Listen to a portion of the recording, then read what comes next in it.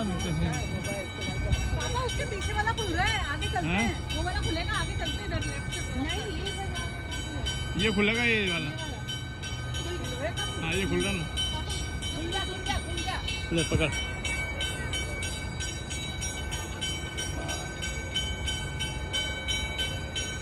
पीछे जा तो आ जाएगा।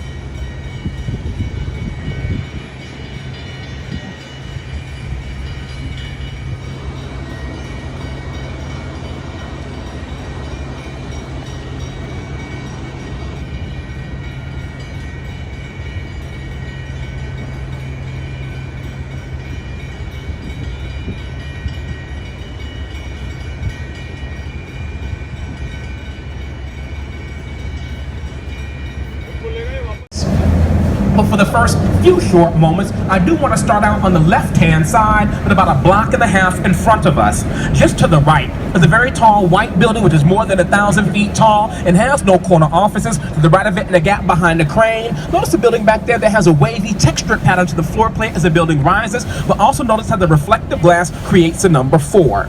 The building with the waves, that is called Aqua. That's the tallest building in North America, designed by a female-owned architecture firm, Studio Gang Architects. The architect's name is Jeannie Gang. She's headquartered here in Chicago. The number 4 was not really placed there on purpose, it was kind of a fluke.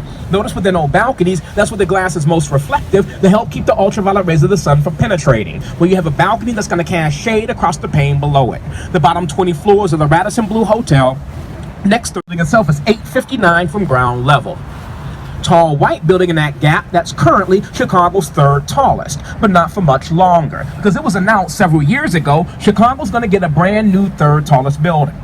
And currently, everything is going as planned. It's under construction directly here to your left, where you have the dual tower cranes. Being built there is this, the Vista Tower Chicago. Clearly, back in 2000, here to our left, we had a 9-hole, 26-acre par 3 public golf course. 60 years ago, it was railroad land. Now, 160 years ago, there was no land there. It was a harbor. But now it's a brand new neighborhood, Lakeshore East. The most recently completed high-rise in Lakeshore East, the crystalline building to our left of the horizontals, called the Coast. The triangular-shaped building here to our left with the blue and silvery colored glass, this is called Swiss Hotel, from 1988, designed by architect Harry Weiss, who really had a thing for triangles. Here, the triangular shape helps to maximize river views from the hotel rooms. But personally, I let the gap to our left in between, where the colors, shapes, and textures of all three buildings visually slam together. Triangular-shaped Swiss, in the background, the horizontal wavy lines of aqua, on the corner, the vertical and horizontal lines of that office building. That's one thing I want you all to do today, use your eyes. Even if you tutorize $100 to any architect that can design the world's most beautiful office building. There were over 250 entries and that design won. Submitted by 2 New York architects, John Mead Howe and Raymond Hood. Raymond Hood went on to help design Rockefeller Center. You walk around the base of Tribune, you see the stones embedded within the base from very famous places and spaces from around the world. So once we clear Michigan Avenue, here to our right, you're gonna have the elegant white glazed terracotta-clad Wrigley building. The section here along the river is 1921. The northern half is 1925. Spanish revival in this design was the French Renaissance, became head of architecture at IIT. He designed the Seagram building in New York City, the Toronto Dominion Center up in Toronto, and Lafayette Park in Detroit. AMA is the tallest building meets design in this country that was completed a few years after his death. But as we clear State Street, coming up to our right, commonly referred to as being the Twin Corn Cob Towers, in reality here we're going to have Marina City. Built between 1960 to 64 and designed by architect Bertrand Goldberg, who went to Germany to study under Mies van der Rohe at a school called the Bauhaus. So in this area you can see the teacher and student have very different design theories. Bertrand Goldberg did not think there were right angles in nature. His designs were very organic. The bottom 18 floors of parking, the upper portion of condominiums. Notice how the balconies remind you of the petal on a flower. 16 petals per floor.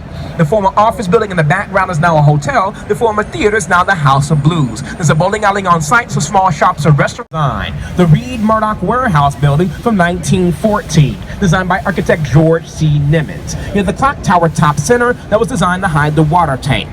When built, perfectly symmetrical, but now the left-hand side is 1 bay shorter than the right. That is because when they built this bridge across the river in 1928, they demolished the westernmost bay, they reclamped what was left to look like it originally did.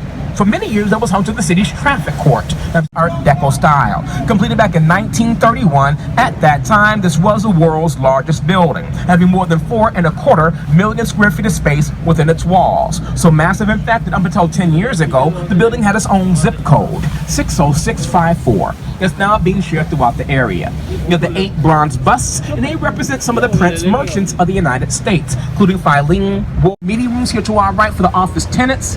There's an 1.5 acre landscape public plaza up there. And I'll tell you more about the building on the return trip. So normally I don't of the building, which means they count towards the height when measured. So officially in the books that they're building in front of us, the Frank roof. Okay, gotta have it done. I need my space. Y'all are too loud for me. Finish it up. Thank you. Again, the building directly in front of us is called the Franklin, and it rises to a height of 1,007 feet, not to the roof, to the tops of the spires. Designed by Adrian Smith, same architect who designed Trump Tower, which also has a spire on it. Now, sometimes spires work good. Where do they work? Empire State Building and the Chrysler Building in New York City. Liberty Place 1 and 2 in downtown Philly. Prudential Plaza number 2 here in Chicago that I said earlier looked like a sharpened pencil. It had this tapered peak-like rooftop to the building, the spire as a small final vertical thrust. You have a flat rooftop building and plop a spire on it, now you're just cheating for vanity height. So the building directly in front of us, the Franklin, if you were to measure it just to the rooftop, that building is going to be 887 feet tall. And I hadn't even thought about it before, but the Titanic was 882.5 feet long. So if you had the Titanic, put it up on end, and then put me on top of that, you had the height of that building. So the Titanic was as long as that building is tall. Right smack dab in the center of the downtown skyline is a building that clearly says Chase on top, Chase Tower. Originally Chicago First National Bank was completed back in 1969. Designed by C.F. Murphy and Associates along with Perkins and Will. Chase Tower is the tallest building in the world's largest in 1943 with the opening of the Pentagon.